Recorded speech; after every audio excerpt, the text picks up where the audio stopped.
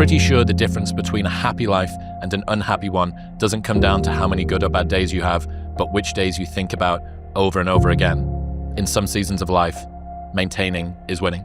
Talked about there's 3 primary things that everyone casts all their pain and suffering to, which is you have circumstances, you have other people, and then you have self, and that's it. Those are the three big ones that everyone, all of their blame on. And so the first 2 obviously don't serve you. The third sometimes serves you depending on what you do as a result of it, right?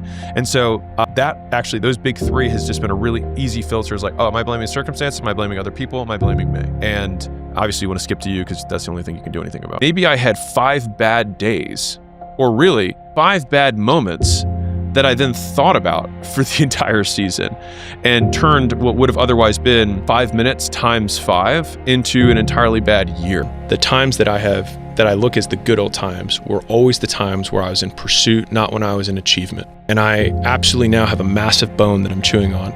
And if I have 3 days in a row on a long weekend and I have nothing planned and a big cup of coffee and a big ass goal I'm working on, like there is nothing in this world that makes me happier than just being able to just pull a thread and just keep pulling it on my own and working through something complex, like writing the book, or organizing the launch, or scripting the ads, or coming up with the affiliate program that aligns every party associated with it. This is a hardwired set of circuits that were designed to have us do things that were adaptive. So dopamine starts to rise in anticipation of food when we're hungry, cold when we're hot, heat when we're cold. It's going to be involved in anything that we think is going to bring a feeling or a resource. So a lot of dopamine is based on perception? So what makes something hard? Like just in and of itself, like what actually makes something hard? So I was like, why can't I habituate to the suck? Right? Why can't I habituate to the suck? And the thing is that you do. The only thing is that what makes the suck keep sucking is what makes punishment effective, which is increasing intensity and variety. If you talk about work-life balance as a 22-year-old man, you're hanging around with the wrong people. That gnawing feeling when you realize you've outgrown your social circle isn't loneliness, it's your ambition finally speaking louder than your need to belong. And that has been helpful for me because in pursuit, we want everything without the cost, and everything has a price.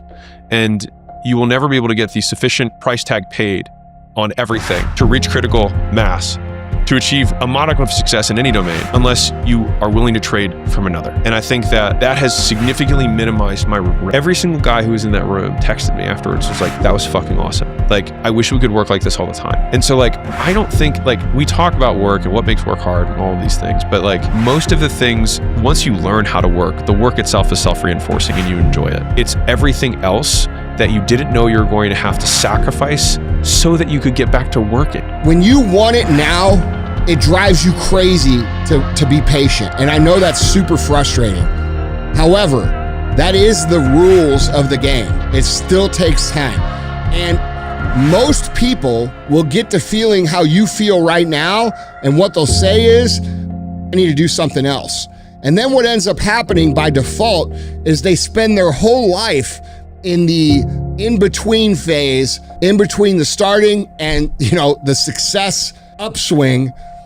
They end up spending their whole life in that nether region of nothing because they can't make it through the distance from start to the upward rise of success.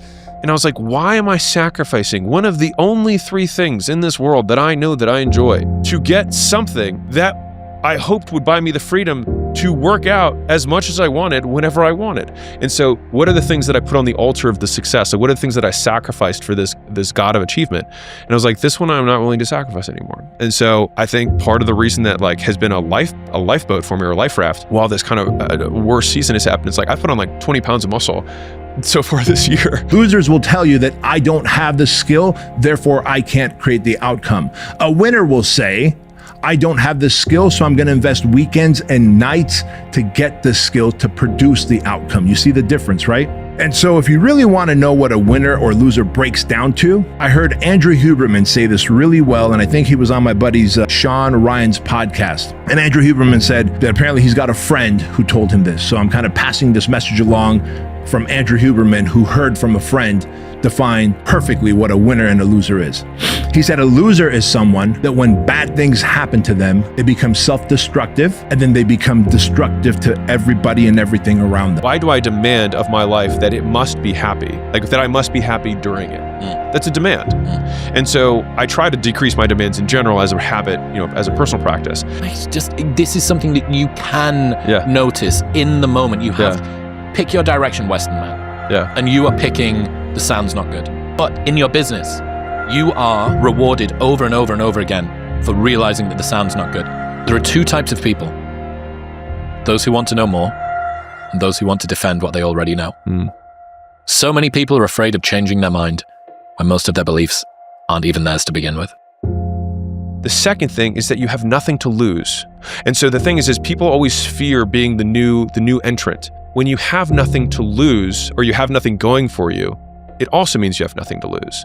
And that means that every position on the board always has an advantage, because anybody who has achieved this big thing that you have was also once a 22-year-old who had nothing going for them. And you're at zero. Right. You can't get worse than this. You have unlimited shots on goal. And so not taking the shot is like saying, life, I don't want to scratch off this lottery ticket, but the lottery ticket's free.